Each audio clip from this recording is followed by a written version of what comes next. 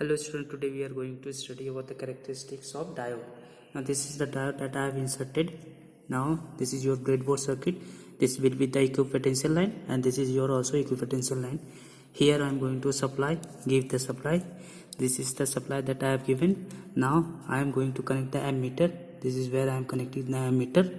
This will be positive side of ammeter, and actually we are going to connect multimeter in ammeter mode, and this is your the ground that I am going to connect. Now this is the circuit that we have connected. Now let me zoom from where I am going to give this voltage supply. If you see, this is from where we are going to give the voltage supply. This is your channel A, channel B. Both will be giving the positive supply, but we want positive supply as well as negative supply. So how do we make this one as a positive supply and one as a negative supply? Let us see that.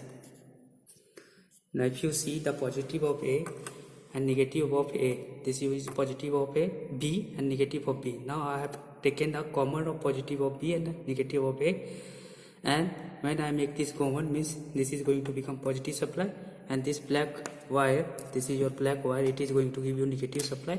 This red wire is going to give you positive supply, and here I have connected an ammeter. This is the ammeter connection that I have shown, and let me zoom so that we can study all these parameters once. Now if you see, this is the diode connection. Here ammeter has been connected and it has been kept in milliampere mode. Now I will be giving the positive supply as well as the negative supply. This is the course, means gradual change. There is a fine change. Now I am increasing my voltage. Now it is 0.1. If you see, there is no change in the current. Now let me increase to 0.2. There will be no change in the current. Now let me increase to 0.3. Still there is no change in the current. It is around 0.1 milliampere right now. Now let me increase to 0.4. Now it has changed to 0.32 milliampere. Now let me change to 0.5. Now if you see, it is 1.61 milliampere. Now let me go to 0.6. It is around 5.41 milliampere. If you see, writing is in milliampere. Now let me go to 0.7. Now it is in 17 milliampere. Now let me go to 0.8. Now if you go to 0.8, it is in 34 milliampere. Now let me go to 0.9. Now if I go to 0. It is around 60. It is around 55.4 milliampere. Now it is showing around 65 milliampere, around 0.9 only. And once you see that we are not going to provide the voltage beyond 0.9, otherwise this voltage source will become short circuit. And you see, this is overloaded. OL is written. If you want to zoom in, this is OL is written, means overloaded, means here it is getting short circuited. For proper operation, you need to connect a, if you want to see, for proper operation you need to connect a resistance in the series so that it will limit the current through this one. But we are just studying the characteristics of diode, that's why I am not connected. But for practical uses, means for any circuit, you must connect a resistance so that it will limit the current. Otherwise your voltage source will become short circuit. Now we are going to zoom on the Excel sheet where we will show the reading, where we have jotted down our reading.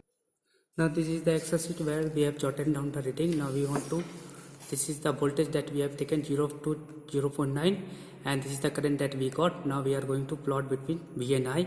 So first select V,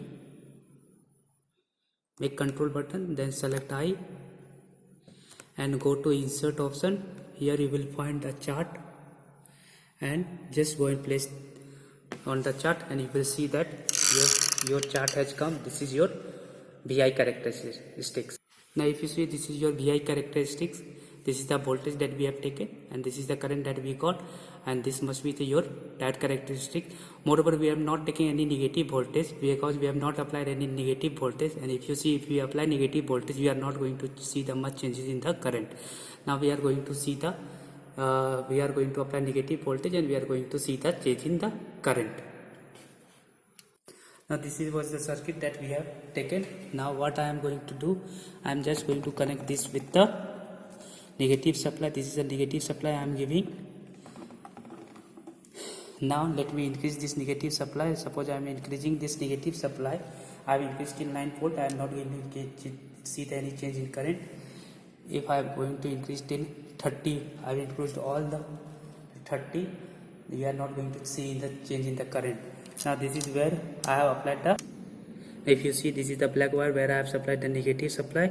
We have seen that there is no change in the current in the reverse bias. It means reverse resistance is almost infinity. That's why we have not plotted the graph between the reverse voltage and current. Now if you see, this is your plot between V and I. The one has been taken as, this one block has been taken as 0.1 volt x-axis. This one block has been taken as 10 milliampere, and this is your calculation of. Now we are going to calculate the DC and AC resistance. Suppose we are going to calculate it at 0.8. What we need to do, 0.8 divided by the current corresponding to this one. Current corresponding to this one is 39 milliampere. Now we got 20.5 ohm. This is the DC resistance we have calculated.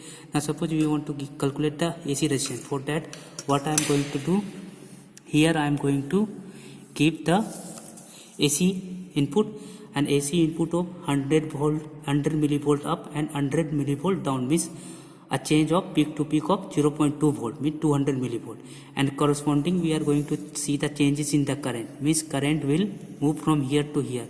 Corresponding to this point, this limit, current will come here, and corresponding to the upper limit of voltage, the current is here. This small change in voltage is going to give you the large change in the current. Now if you calculate your AC resistance, this delta V, this is your delta V, because of change in AC, 100 millivolt up and 100 millivolt down. This is of 200 millivolt peak to peak, means 0.2 volt.